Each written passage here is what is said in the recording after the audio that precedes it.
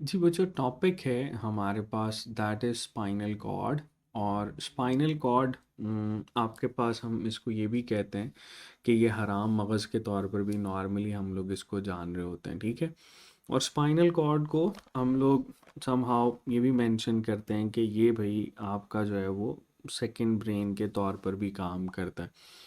यानी हमारी बॉडी के मैक्सिमम फंक्शंस जो हैं वो किसी हद तक इसके कंट्रोल में भी होते हैं। जैसे आप लोगों ने एक लाइन जो है बेटा यहाँ पर पढ़ी होगी कि जो स्पाइनल कॉर्ड होता है that controls most of reflexes, ठीक है जी। तो मोस्ट ऑफ रिफ्लेक्सेस जो हैं बच्चों वो हमारे पास यही कंट्रोल करता है, ठीक है। इसीलिए हम लोग इसको रिफ्लेक्स एक्शन सेंटर भी कहते हैं, क्योंकि हमारी बॉडी के ऑलमोस्ट तमाम के तमाम रिफ्लेक्सेस जो हैं वो इसी के कंट्रोल में होते हैं, ठीक है जी।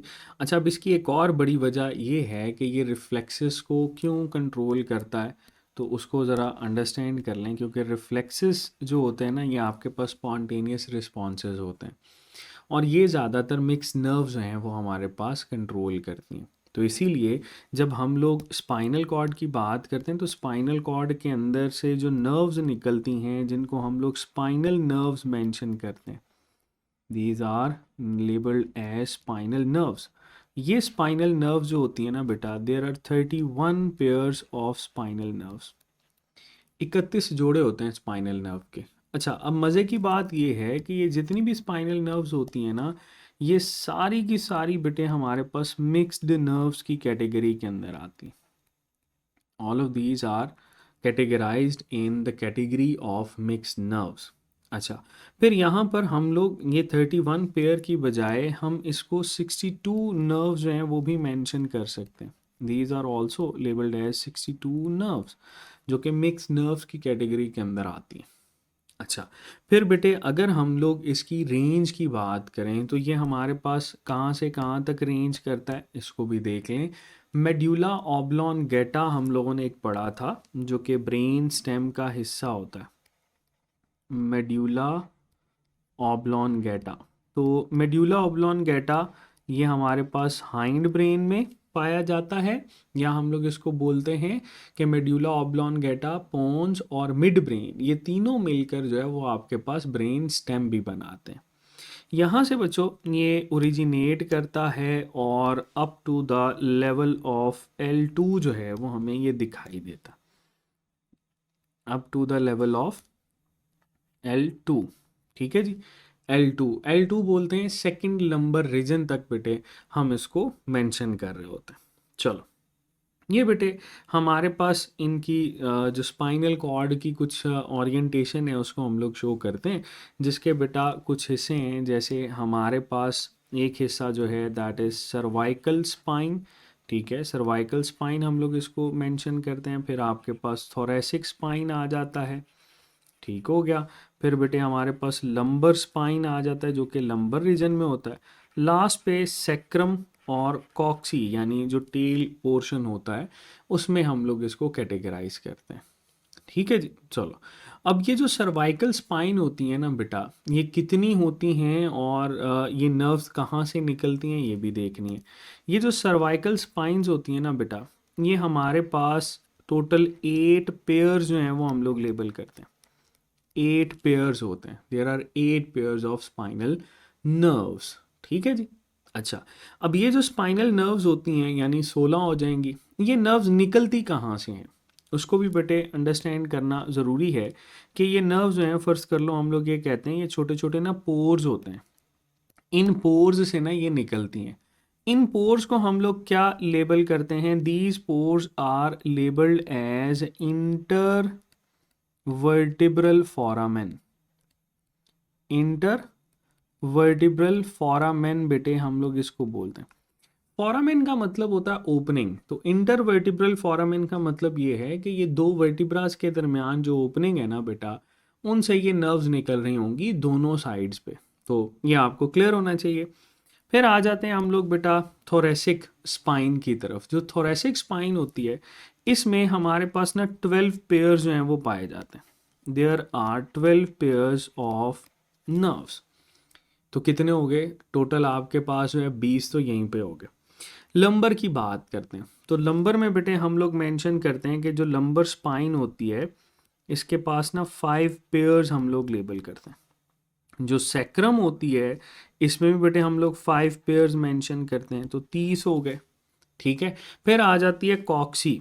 तो जो कॉक्सी होती है बेटा इसके अंदर 1 पेयर ऑफ नर्व जो है उसको मेंशन कर रहे होते हैं। तो टोटल काउंट करेंगे तो 31 नर्व पेयर जो हैं वो यहाँ पर आ रहे होते हैं।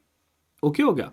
चलो, अब यहाँ पर हमने बेटा इनकी कुछ इनलार्जमेंट्स के बारे में भी पढ़ना है। कुछ बुक्स इसको मेंशन करती हैं कि जो आपके पास स्पाइनल नर्व्स होती हैं ना, इसकी इनलार्जमेंट्स पाई जाती हैं। ठीक है, देयर आर इनलार्जमेंट्स। इनलार्जमेंट्स बेटे इसको हम लोग लेबल करते हैं कि ये आपके पास दो होती हैं। एक बेटे हम लोग मेंशन करते हैं सर्वाइकल होती है और एक लंबर होती है। एक होती है दैट इज सर्वाइकल और दूसरी बेटे जो होती है उसको हम लोग लंबर मेंशन करते हैं। सर्वाइकल जो होती है ये याद रखिएगा C3 से शुरू होती है और up to the level of T1 यानी फर्स्ट थोरैसिक वर्टिब्रा तक। लंबर जो होती है बेटा ये L1 से स्टार्ट होती है यानी फर्स्ट लंबर वर्टिब्रा से और up to the level of S2 second sacral जो पोर्शन होता है उस तक मौजूद होती है। अच्छा, अगेन ये तमाम बुक्स के अंदर मौजूद नहीं है तो ये आपके लिए ऑप्शनल है, इफ़ यू वांट टू तो आप इसको करिएगा। चलें, ये बेटे हमारे पास इनलार्जमेंट्स हो गई, इसके हमने सेक्शंस की बात की है। अब बात करते हैं कि ओवरऑल ये जो स्पाइनल कॉर्ड होती है हमारा जो ऑटोनॉमिक नर्वस सिस्टम है या रिफ्लेक्सेस हैं उनको कंट्रोल करती है। अब इसके ना हम लोग 3 हिस्से करते हैं। ठीक है, ये आगे बताऊंगा भी। इसमें याद रखिएगा एक हम लोग इसका मिडल पार्ट जो है उसको कैटेगराइज करते हैं, देयर इज मिडल पोर्शन। ठीक है, ये जो मिडल पार्ट या मिडल पोर्शन होता है ये बच्चों स्पेसिफाइड है to control the sympathetic nervous system. इससे ओरिजिन होता है सिंपैथेटिक नर्वस सिस्टम का। जो सिंपैथेटिक नर्व्स होती हैं ना, सिंपैथेटिक नर्व्स, वो बेसिकली बच्चों उनको ये कंट्रोल करता, वो यहाँ से ओरिजिनेट होती हैं। ठीक है, फिर हम लोग बात करते हैं अपर एंड लोअर पार्ट की। Upper and lower part of spinal cord. चलो इसको भी हाईलाइट कर लेते हैं। एक हमारे पास अपर आ गया और एक बेटे हम लोग लोअर पार्ट की बात करते हैं। ये अपर और लोअर पार्ट जो होता है ना बेटा, ये हमारे पास पैरासिम्पथेटिक नर्व जो हैं वो इससे ओरिजिनेट करती हैं। पैरासिम्पथेटिक नर्व जो हैं बच्चों वो इससे ओरिजिनेट करती हैं, वो हम यहाँ पर मेंशन कर रहे होते हैं। So that is middle portion, upper and lower portion जो है इसको कैटेगराइज करते हैं। तो बहुत सिंपल सी बात है बेटा। चलो, अब अगर हम लोग इस स्पाइनल कॉर्ड को कट करते हैं, जैसे ये देखो हमारे पास बेटा ये आ गया स्पाइनल कॉर्ड का एक सेक्शन है जिसको कट किया हुआ। अब इसके अंदर ना हमें कुछ हिस्से दिखाई देते हैं, जैसे हम लोग यहाँ पर मेंशन करते हैं वाइट मैटर होता है और एक हम मेंशन करते हैं ग्रे मैटर होता है। वाइट मैटर जो होता है इसके लिए हम लोग लेबल करते हैं कि white matter is having myelinated neurons. ये बेटा हमारे पास माइलिनेटेड न्यूरॉन्स जो है वो कैरी कर रहा होता है, इसीलिए हम लोग इसको वाइट मैटर बोलते हैं। हाँ, ये बात ज़रूर याद रखिएगा कि जो स्पाइनल कॉर्ड होता है उसमें वाइट मैटर बाहर वाली साइड पे होता है और ब्रेन के अंदर वाइट मैटर इनर साइड पे होता है। ठीक है, चलो अब यहाँ पर ग्रे मैटर की बात करते हैं। तो ग्रे मैटर जो होता है बेटा, ये यहाँ पर हमने पढ़ा था कि ग्रे मैटर वो होगा जिसमें नॉन माइलिनेटेड न्यूरॉन्स पाए जाते हैं। There are non myelinated neurons plus इसके साथ जो है वो हम लोग सेल बॉडीज़ को लेबल करते हैं या सोमा जो हैं उनको मेंशन कर रहे होते हैं। तो सिंपल सी बात है बेटा, ये दो चीज़ें आप इसके साथ लेबल करोगे। ओके हो गया। चलो, फिर हम लोगों ने रिफ्लेक्स सेक्शंस के अंदर भी पढ़ा था कि इसमें डॉर्सल रूट होती है, वेंट्रल रूट होती है। ठीक है, जो डॉर्सल रूट है उसमें आपको डॉर्सल रूट गैंग्लियन दिखाई देता है। ठीक है, और यहाँ पर सेंसरी न्यूरॉन बेसिकली होते हैं और वेंट्रल रूट के ऊपर मेनली मोटर न्यूरॉन जो हैं वो मौजूद होते हैं और ये इसका क्रॉस सेक्शनल एरिया। इसका जो ग्रे मैटर है ना बेटा, इसमें आपके पास ये पूछा जाता है, ये बटरफ्लाई शेप होता है। तो दैट इज़ क्वाइट सिंपल। या आप लोगों ने इसका जो सेक्शन है इसको याद रखना है कि ये बेटे बटरफ्लाई शेप है। फिर इसके अलावा मैंने ये भी बताया था कि जिस पोर्शन पे ये आपको थोड़ा सा ज़्यादा स्पेस दिखाई देगी ना, इसको हम लोग वेंट्रल पोर्शन बोलते हैं, और जो दूसरा पोर्शन होता है वो आपके पास डोर्सल पोर्शन के तौर पर लेबल किया जाता है। सो ये था बच्चों हमारे पास स्पाइनल कॉर्ड, जिसको हम लोगों ने डिस्कस किया।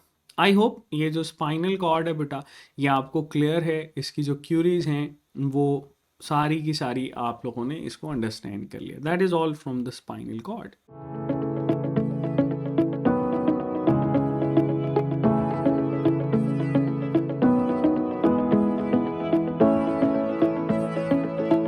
हर एंट्री टेस्ट की प्रेप के लिए फिजिक्स इन सेकंड्स।